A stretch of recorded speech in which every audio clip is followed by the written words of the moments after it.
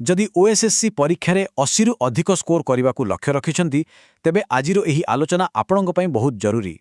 आम एक एमती सरल और वास्तववादी रणनीति विषय कथा हेबा जहाँ संपूर्ण भावे परीक्षा को आखि आगे रखी तैयारी होईछि। तेबे सबुठारु बड़ प्रश्न हेउछि 80 रु अधिक स्कोर करिबा कोन सतरे संभव?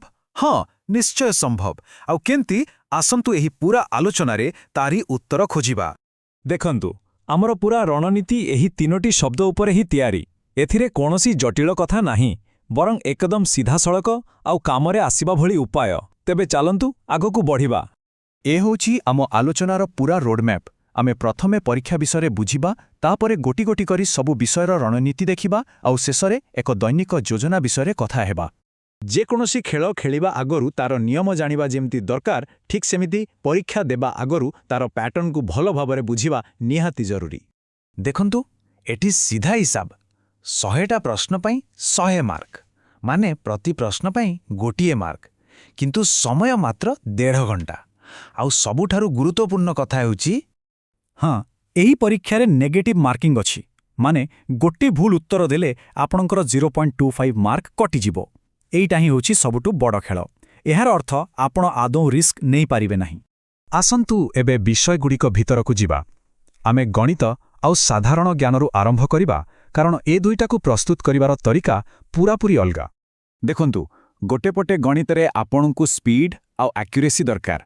एठी प्रश्न टिके लंबा होई पारे, तेणु जेते अभ्यास करिवे सेते भल। आउ अन्यपटे होउछि साधारण ज्ञान, जाकि गोटे असरंती समुद्र पड़ी। कोठू प्रश्न आसीबो केही कहि पारिबेनी। एठी पई प्रतिदिन रिविजन आउ एमसीक्यू प्रैक्टिस ही एकमात्र उपाय। गणितरे एही किछि विषय अछि जोंठू प्रश्न आसीबो पाखापाखि निश्चित, जेमिति कि लाभ क्षति, अनुपात, समय कार्य, एगुड़िक उपरे टिके बेसी ध्यान दियंतु। आउ हाँ, प्रतिदिन कम से कम 20टी प्रश्न समाधान करिवार टार्गेट रखंतु। देखिबे आपे आपे स्पीड बढ़ी जिवो। साधारण ज्ञान पई इतिहास, भूगोल आउ सबुठु जरूरी हेला गत 6 मासर करेंट अफेयर्स। आपण जहाँ भी नोट्स बनैछंती ताकू प्रतिदिन रिवाइज करंतु, आउ ता सहित जेते पारुछंती एमसीक्यू प्रैक्टिस करंतु। आउ ए कथाटा 100% सत। आपण केबे भी पूरा सिलेबस शेष करि पारिबेनी। सेथिपई तो कुहा जाए एहार एकमात्र समाधान हेउछि बारंबार एमसीक्यू अभ्यास करिबा।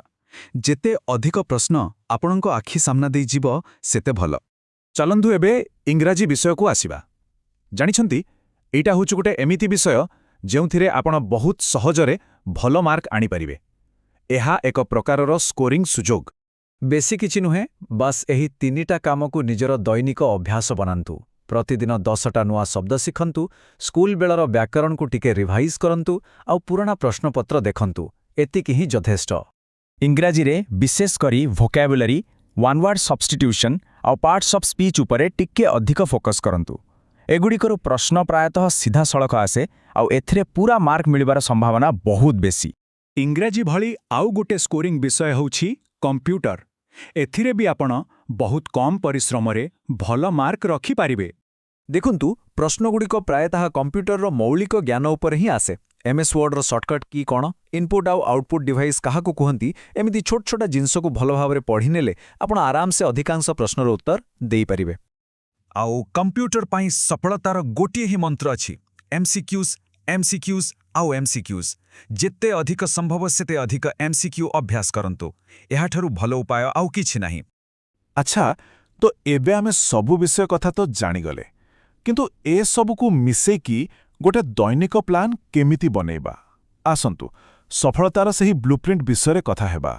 देखंतु दिन को 8-10 घंटा पढ़िबा जरूरी नुहे, बरम प्रतिदिन मात्र 2.5 घंटा मन देई पढ़िबाटा ही यथेष्ट। यह एक एमिति लक्ष्य जहाकू आपण सहजरे पूरण करि पारिबे। क्वालिटी मैटर करे, क्वांटिटी नुहे। आपणक सप्ताह को एही भली भाग करंतु। सप्ताहर 5 दिन केवल एमसीक्यू प्रैक्टिस करंतु, आउ बाकी 2 दिन जहा पढ़िछंती ताकू रिवाइज करंतु। खाली पढ़ी चलिले किछि लाभ नाही।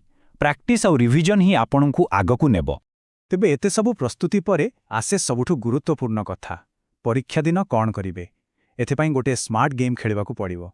एहार अर्थ केवल सेही प्रश्नर उत्तर दियंतु जहा आपणकू 100% जणा। जोठी टिके भी द्वंद्व अछि से प्रश्न को छाड़ी दियंतु। तेणु स्मार्ट गेम्र सीधा सड़क अर्थ हेउछि मार्क बंचेइबा, रिस्क न नेबा। कारण गोटे गोटे भूल उत्तर आपणकू मेरिट लिस्ट रे बहुत तळकू खसई देई पारे। ତେଣୁ ଅନୁମାନ ନୁହେଁ ଆତ୍ମବିଶ୍ୱାସ ସହିତ ଉତ୍ତର ଦିଅନ୍ତୁ। ତେବେ ଚାଲନ୍ତୁ ଶେଷରେ ସବୁକିଛିକୁ ଥରେ ମନେ ପକାଇଦେବା।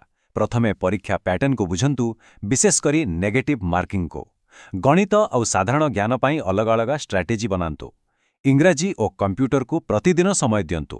ଏମ୍ସିକ୍ୟୁକୁ ସବୁଠୁ ବେଶୀ ଗୁରୁତ୍ୱ ଦିଅନ୍ତୁ ଆଉ ପରୀକ୍ଷା ଦିନ ସ୍ମାର୍ଟ ଗେମ୍ ଖେଳିବାକୁ ଆଦମ ଭୁଲିବେନି।